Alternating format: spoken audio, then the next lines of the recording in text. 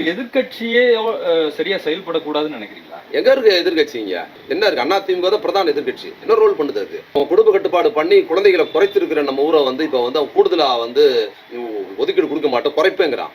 அங்க நிறைய புள்ள பத்துக்கிட்டாங்க கூடுதலா கொண்டு வராங்கிறது இது வெறும் நாடாளுமன்ற உறுப்பினர் குறைப்பு கிடையாது, பெண்கள் மீது நடத்துற தாக்குதல். 30-40 வருஷத்துக்கு முன்னால தமிழ்நாட்டு பெண்களுக்கு குழந்தை பெற்றுக்கிறது மட்டும் தாங்க வேலை. அது குழந்தை பெற்றுக்கிறதுனா ஆண் குழந்தையா பெற்று கொடுக்கணும், பெண் குழந்தையா பெற்று கொடுக்கூடாது. அப்ப முதல் குழந்தை பிறக்கும் போதே பெண் குழந்தையா பார்த்தா குடும்பமே சோகமாயிடும். அடுத்த குழந்தை கடைசியா ஏதாவது ஒரு பிள்ளையாவது ஆம்பளையா பார்த்தோம்னா 8, 9, 10 பெற்றுக்கிட்டு இருப்பாங்க. பெண்கள் வீட்டில் அவங்க வீட்டில் ஆடு மாடு ஒரு பக்கம் குட்டி போடுதுன்னு சொன்னால் பெண்கள் இங்கே குழந்தை பெற்றுக்கிட்டே இருக்கணும். அங்கே பெண் குழந்தைகள் பிறந்தா சந்தோஷப்படுவாங்க, இங்கே பெண் குழந்தை பிறந்தா வருத்தப்படுவாங்கங்கிற சூழலில் அவ்வளோ மோசமாக இருக்கும். அதை விட அவ்வளோ என்ன தெரியுங்களா, ஒரு கட்டத்துக்கு மேலே அம்மாவும் கர்ப்பமாக இருப்பாங்க, பொண்ணும் கர்ப்பமாக இருக்கும். ஒரு 7வது குழந்தை கர்ப்பம் வந்தால் கல்யாணம் பண்ணி கொடுத்த பொண்ணு அம்மா வீட்டுக்கு வந்திருக்கும். அப்படி இருந்த சமூகத்துக்குள்ளார சுகப்பிரசவம் வர சொல்லுவாங்க. நம்மளுக்கு தெரியல உட்காந்துருக்கு 8, 9 போனோம்னா உள்ள பத்துக்கிட்டு சுகம் நம்ம ஊரில் அது எவ்வளோ பெரிய துயரம் அது.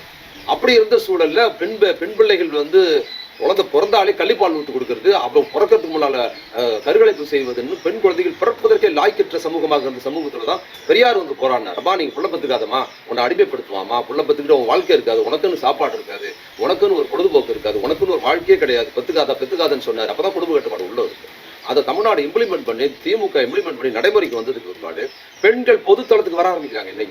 இன்னைக்கு தான் ஆண்களுக்கு இடையே வராங்க. ஆண்களை தாண்டி போவதுக்கு காரணம் என்னன்னா அவங்க குழந்தை பிறப்பு வரையறையில் கொண்டு வந்ததும், முதல் குழந்தை பெண்ணா இருந்தாலும் ஆணா இருந்தாலும் பரவாயில்லன்னு பாக்குற கண்ணோட்டம் பாத்தீங்களா. பெண் குழந்தை பிறந்தா கள்ளிப்பால் ஊத்தி கொலைப்படுற சமூகத்துல பெண் குழந்தை பிறந்தா துக்கமான சமூகத்துக்குள்ளார இன்னைக்கு முதல் குழந்தை பெண் குழந்தை ஆச்சுன்னு சொன்னா ஒட்டுமொத்த குடும்பம் அந்த குழந்தைய அப்படி தூக்கி வச்சு எங்க வீட்டுக்கு இளவரசி பிறந்திருக்கான்னு கொண்டாடுறாங்க பாத்தீங்களா. அதற்கு பின்னால் இருக்கிற திராவிட இயக்கத்தோட உழைப்பு, பெரியாரோட உழைப்பு, தலைவர் அம்பேத்கர் கொண்டு வந்த இந்து சட்ட மசோதா பிரச்சனை இதை நம்ம நடைமுறைப்படுத்தி அவ்வளவு முற்போக்கு சமூகமா போய் குழந்தை பிறப்பே வேணாங்கிற அளவுக்கு பெண்கள் இன்னைக்கு போயிருக்கிறாங்க. தமிழ்நாட்டில் அவ்வளவு அறிவார்ந்த பெண்களா போயிருக்கிறாங்கன்னா இவன் நீ புள்ள பத்துக்கல அதனாலதான் தொகுதி குறைக்கிறாங்கிறது இது திமுக எம்பிகளுக்கானது கிடையாது, நமது பெண்கள் மீது நடக்கிற வன்முறை. இது குறித்து ஒருத்தருக்கு சூடு சொல்றேன் இல்ல, இந்த பொம்பளை கையை பிடிச்சிருந்தவங்க கேட்பானா, இதை எவனும் கேட்க மாட்டான். இந்த நடிகர் தனித்து போராடுறேன் என்ன தனித்து போராடுறாரு? தனித்து அவர் அந்த கேஸுக்கு போராடுறதே ஒரு நேரம் இருக்கு. என்னத்தை தனித்து அந்த கேஸுக்கு அவர் தனித்து தான் போராடணும். அதுக்கு இல்லாம நம்ம தமிழ்நாட்டு மக்கள் அவருக்கு கையை பிடிச்சிருந்த கேஸுக்கு இல்லாம தமிழ்நாட்டு மக்கள் கூட வர முடியும்?